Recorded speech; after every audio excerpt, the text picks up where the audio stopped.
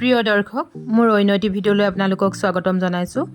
এয়া মই আজি লৈছোঁ অমৰা। আপোনালোকে নিশ্চয় থাম্বনেইলটো দেখি গম পাইছে মই আজি কি বনাব লৈছোঁ। এয়া অমৰা আৰু মাছৰ সৈতে তৰকাৰী।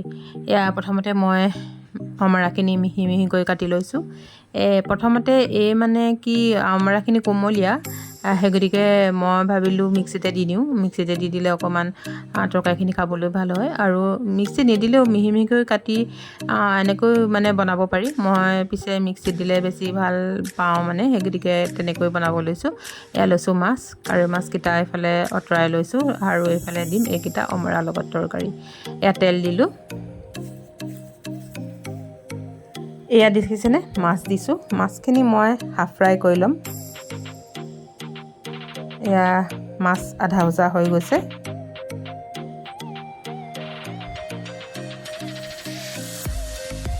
তাৰ পৰা মাছখিনি মই কাঢ়ি ল'ম। ইয়াত আগৰ তেলখিনিতে মই দিম কেইটামান মিঠি গুটি। মিঠি গুটিখিনি এয়া ফুটি গৈছে, আৰু তাৰ পৰা এতিয়া থেতালি থোৱা নহৰুকেইটা দি দিছোঁ।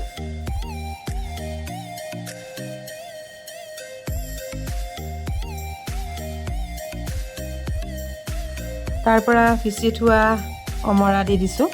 কালি অলপ অমৰা বনাইছিলোঁ, অলপ টেঙাটো কম হৈ যোৱাৰ কাৰণে আজি অকণমান বেছিকৈ দিছোঁ।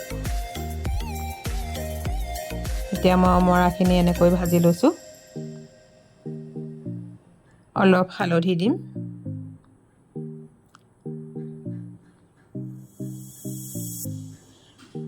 অলপ নিমখ দিম।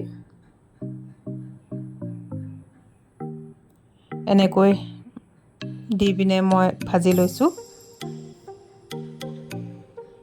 এয়া ভজা হৈ গৈছে, আৰু অমৰাখিনি এনেকৈ ভাজি ল'লে খাবলৈ অলপ ধুনীয়া হয়।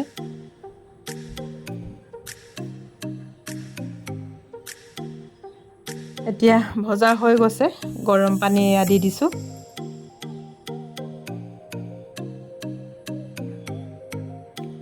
এতিয়া লাহে লাহে এনেকৈ লৰাই দিছোঁ।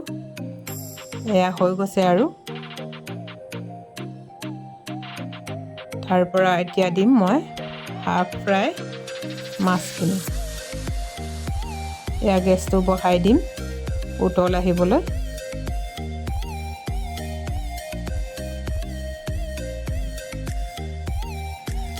গেছটো বঢ়াই দিলোঁ, এতিয়া ধুনীয়া উতল আহিছে। এতিয়া মই ঢাকনখন লগাই দিম। তাৰ পৰা এয়া দেখিছেনে বাৰু কিমান ধুনীয়া হৈছে তৰকাৰীখিনি, আৰু গোন্ধটো বহুত ধুনীয়া হৈছে বাৰু। মাছৰ তৰকাৰী অমৰাৰ সৈতে হৈ গৈছে। আৰু এয়া কাৱৈ মাছকেইটাও ভাজি ল'লোঁ। মাছ ভজাও এয়া হৈ গৈছে। প্ৰথমতে মই ভাতকেইটা বাঢ়ি ল'লোঁ। এয়া মাছৰ তৰকাৰী ল'লোঁ অমৰাৰ সৈতে কাৱৈ মাছ। এয়া লৈছোঁ পিঁয়াজ, তাৰ পৰা লৈ লওঁ তিয়ঁহ, ভোট জলকীয়া। এয়া ভাতৰ থালি।